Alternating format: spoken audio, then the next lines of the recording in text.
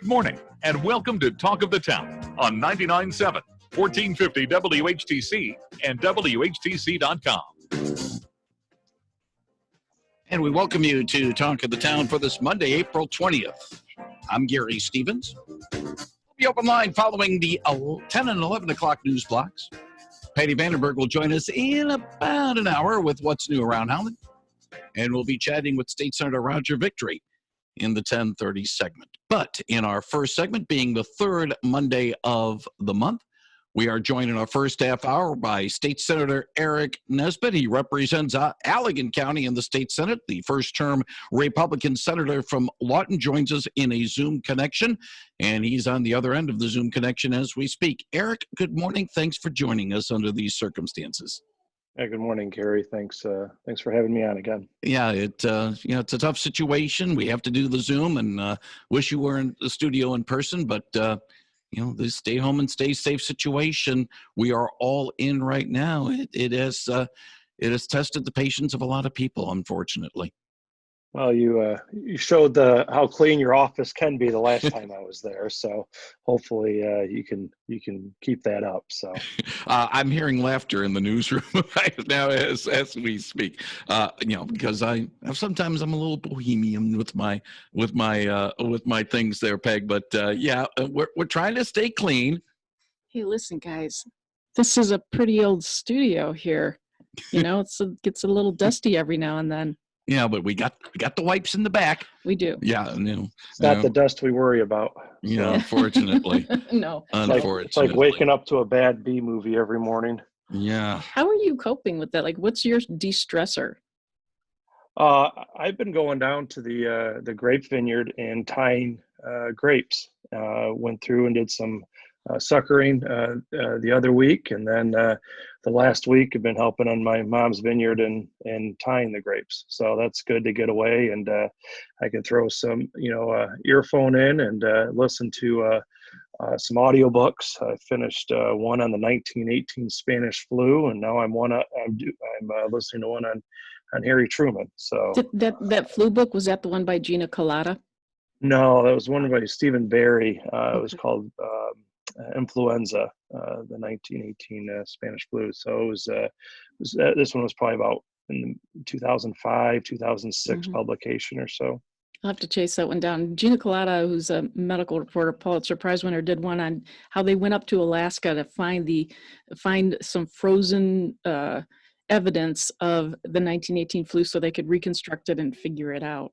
And they said some of the natives in Alaska got hit in terms of percentage-wise, some of the worst because they hadn't had any immunity or anything in terms of some of these foreign flus, if you will. Yeah. So, but it was I'd say the first third of the book was a little heavy on medical, and then the next 2/3 was more on history that I appreciate a little better. So.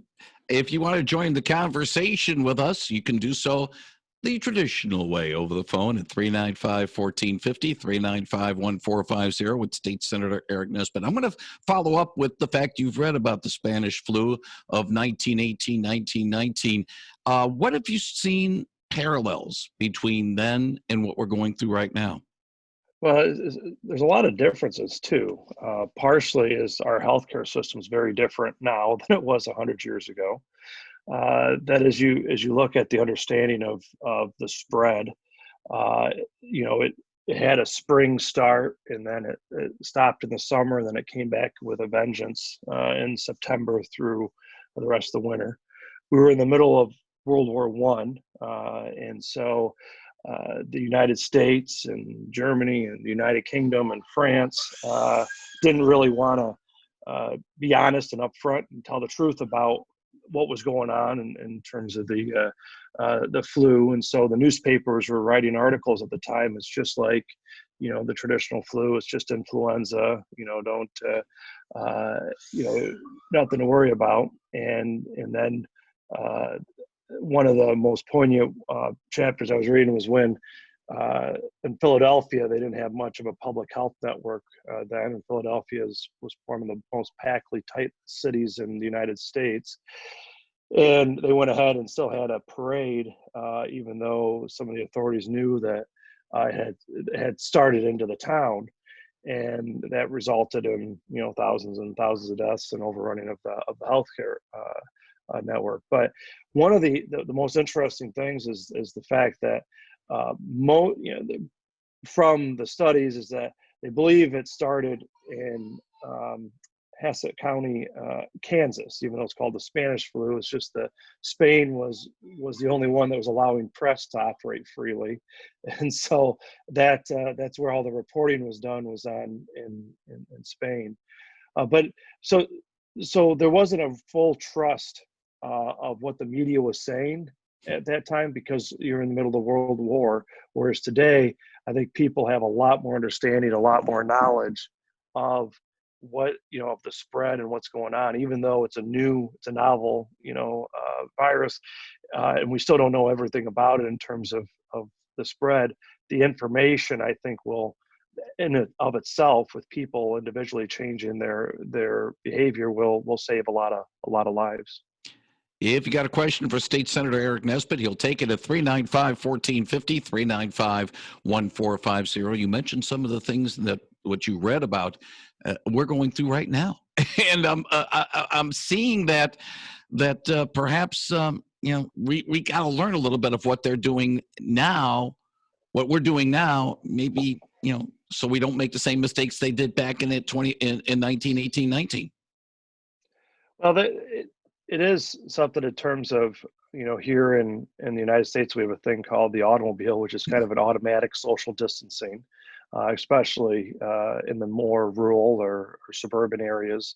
You're kind of automatically away from folks as you're traveling, down the road, unlike in the 19 teens, where you're on trolley cars all the time, or you're walking in crowded sidewalks, or if you're in the rural areas, then you're talking horse and buggy and carriage. So there is, modern technology and what's going on there, a different way of handling things, and a better understanding and knowledge of how it actually spreads. The cloth masks and during World War I, that was a newer invention, where it does prevent some of the particles from spreading. Not all the viruses and stuff, but it does some of the larger liquid particles from spreading elsewhere. And so you see all these pictures from back in 100 years ago of all the police officers wearing those masks and everything else. So it is in a lot of the issues that the doctors and the scientific community rely on how that was affected. But you look through human history too, is that you go back to George Washington's time, colonial times. You had the yellowpox outbreak, or smallpox outbreak. I'm sorry, smallpox outbreak, and with that was kind of the first, that he wanted to protect his troops during the Revolutionary War, and he took small bits of the of smallpox and kind of the first vaccinations of a lot of the soldiers that were there. And then you look through the 19th century, a lot of cases in London, New York City, where there's cholera or typhoid or other infectious diseases that wiped out 10-20+ % of the populations. And so in the course of human history, this is challenges that we have. And it's something where I do think that the challenge that we have today is to make decisions based upon facts and actually what works, instead of out of fear. Peg? A real quick question. Since you mentioned the media being misled during the 1919 flu, there was a governor of, I think, the state of Pennsylvania who was saying it's all good, no big deal. What can government agencies do right now to be exceptionally transparent about this? What else can they be doing? We get briefings that are posted online. I know there's a huge demand for case counts by zip code, but what can a government agency, yours or the legislature or any health department or anything, what can they do to be exceptionally transparent so we can report accurate information? I think it's a challenge when it's when you look at the history of this virus, of how it started in communist China, and they weren't very transparent. Communism doesn't seem to lend itself to transparency too well. we've had a full century history of that. And then the challenges that happen from there in terms of the communication with the WHO. And then I'd say, the CDC, in terms of their initial testing, was faulty. They were trying to do it all themselves instead of leveraging the private sector and leveraging states. And so I think as you look at it, I think people will accept that if you don't understand it completely, be honest with them. And I think that's kind of the best thing, is that if you don't know, say you don't know. If it's a best guess, say it's a best guess. And I think that's the challenge that a lot of folks have, is that, the goal is that, you have widespread compliance in terms of social distancing, in terms of good hygiene, in terms of better sanitation, but you got to keep the trust of the people. That's the challenge of the American system, is that you have to have the individuals, this experiment of self-government that we have in the United States, is that you got to challenge the people to do the right thing, instead of through a command control type of apparatus that you saw in communist China.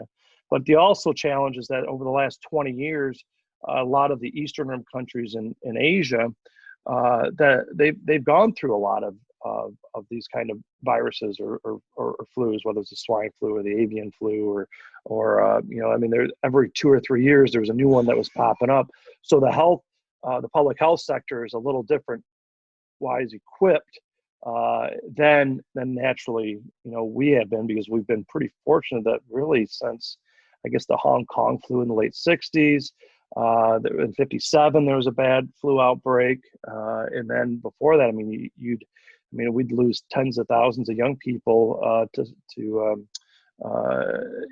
different diseases every year before, like the polio vaccine in the mid 50s. So we've made a lot of progress, but this is something where I think we need to figure out how to be smarter, more transparent, and try to challenge and leverage the private sector in the United States better, because the ingenuity and the inventiveness of the American private sector never lets us down if we appropriately give them that challenge. 395-1450. If you have a question for State Senator Aric Nesbitt, we'll take it. Good morning. You're on the line with Senator Nesbitt. Good morning. I think, do you think that maybe in this day and age we have a little bit too much information, where people who really don't have the right information are getting on the internet and so forth and saying, well, I heard this and you can't do this and you're going to go to jail if you do this, and which is creating not only fear but anger amongst the people. Do you feel that maybe that's true? And also the fact that the president is sending mixed messages. On the one hand, giving the states the right to do their own thing, and then texting and twittering against the states that don't do what he thinks is the right thing. So, what do you think? I'll get your response. Thank you very much for the call. Go ahead, Aric. Yeah, that's a lot of questions in one short question before Audrey's an answer. I think there's a few things. Is that more information's the better. We're trying to, heck, in the middle of January, the World Health Organization didn't know whether it could do human-to-human transmission. And so that was, now we know that's not the case now. And so there, our understanding of this virus continues to change, and what we know about it continues to change. But that's also, in terms of information flow, I think it's better that we have the debate. We're Americans, and it's good to see, we're a federalist society, federalist system, where you do have 50 states, a District of Columbia, a few territories. And I think that's the beauty of the American system, is that we can show some of these challenges. I think, over the next 2, 3, 4 years, there's going to be a lot of studies done, both on the healthcare side and on the economic side, what we did right, what we did wrong. I do think we can do, we could do things a little bit more smartly, if you will, in terms of the heavy handed approach that we've seen on some of these areas. But it's also, I do believe that we need to challenge people and individuals to do the right thing in terms of social distancing, in terms of trying to make sure that they improve their hygiene and sanitation. And we need to treat this seriously. I believe as we look at this, that you need to have clear, consistent, understandable guidelines. And I think the challenge we have right now in Michigan is that where I think you go on the governor's website, there's over 500 frequently asked questions on what can be done, what can't be done. Can I go out with, a kayak or not a motorboat? Or what if it's an electric motor? What if it's and that's kind of the clear, concise, overall rules that let's challenge the individuals to do the right thing. And those areas that, are definitely would be major, spreaders that we do, encourage and push to shut down. But it is something where you need to have a trust in this government, in this experiment of self-government that we've created. And so that's kind of the challenge that we have is that making sure we have public buy-in from as large of a population as possible. Good morning. You're on the line with State Senator Aric Nesbitt. Yes, I would just like to say that I think our president and vice president are doing a good job of, considering what all they got to handle. Mm-hmm. I mean, we've never really been through a crisis like this before. And, they've been putting out information that we need to have. Mm-hmm. I mean, yep. But our governor is not helping for us to keep our sanity through all this. Our governor is a laughing stock of some of these talk radio programs.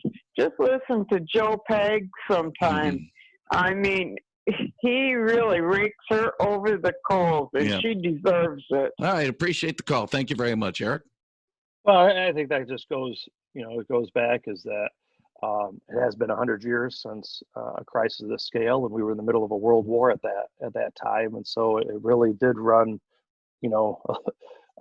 a lot more rampant than what we're doing in terms of encouraging social distancing, doing that early. But the understanding of this virus continues to change, and we need to be able to continue to update individuals on what we learn. Recent studies with antibodies over the last week shows that it could be a lot more prevalent in the population than what we originally thought, and that's going to be something that is that true? We're not sure yet. We're trying to work through this, and having the different states and the different countries and how they respond to it. I think that's going to be show if hopefully this doesn't happen for another 100 years or 150 years, longer the better, but it will understand us and how we can more smartly go at it. Is Sweden doing it better than France? Or are the overall drivers the age, weight, and underlying health issues? Or is weather playing a role? Most respiratory cases, that there's that if you have vitamin D deficiencies, that you increase your likelihood of having a respiratory, illness, and so there's a lot of things that let's look at the facts and let's try to sort through this. But I think this is the challenge that we have for keeping the buy-in is having clear, concise rules and trying to work on how can we operate safely, keep as much of the economy going on while protecting the health and welfare of the individuals here in the state. I mean, there's a reason why I haven't given my mom a hug in a month. It's hurt me. I'd love to, but when you have something like this that you could be up to 14 days asymptomatic and not know if you're spreading it or not. Same thing with our 10.5 or 11-month old daughter. I mean, my mom would love to hold her, but again, let's try to use a little common sense, and let's try to work through and keep your network as tight as possible. But I do think if challenged appropriately, a lot of businesses can operate safely, whether it's the one-man landscaping crew, or whether it's the two folks on a 4,000 square foot construction project, natural social distancing that takes place, or the excavator out there, one person running a bulldozer, another one a backhoe, and another one running the truck. I mean, we can figure out how to challenge businesses to do this right. And I think that's incumbent upon us, because until the virus is gone, until we've defeated it, the economy is not going to be back to, we're not going to be able to get the economy back to full bore. However, if we can if we can have a 20% unemployment rate instead of a 28% unemployment rate, and not anybody else will be infected by it, I think that's a challenge that we should be approaching and doing. And that's part of the reason why, we have a safe workplace work group that the Senate put together 2 weeks ago. That's the reason why the Senate Republicans issued a plan on going back to work stages. That's what Dr. Fauci mentioned even last week during one of the White House briefings, was that it's not a light switch on or off. It's something where let's look at it stages, and we can do it regionally also. I mean, you look at downstate New York, around New York City, it's a world of difference than upstate New York. I mean, around New York City metro area, that's the worst in terms of deaths, hospitalizations, really in the world. I mean, it's even worse than around Milan, Italy, which is the major area of Italy that's getting hit. Aric, what we're going to have to do, got to take care of some business. But unfortunately, our timing is such that I'm going to have to button up this conversation right now with this. But I want to appreciate you joining us today on WHTC Talk of the Town. Your time, our Zoom connection as well. And hopefully we can chat face-to-face next month. If not, let's do this again this way and give it a chance to talk about some of the things going on and take care of the little one, won't you? Sounds good. Thanks so much, Gary. God bless you. Thank you very much. That is State Senator Aric Nesbitt on WHTC's Talk of the Town.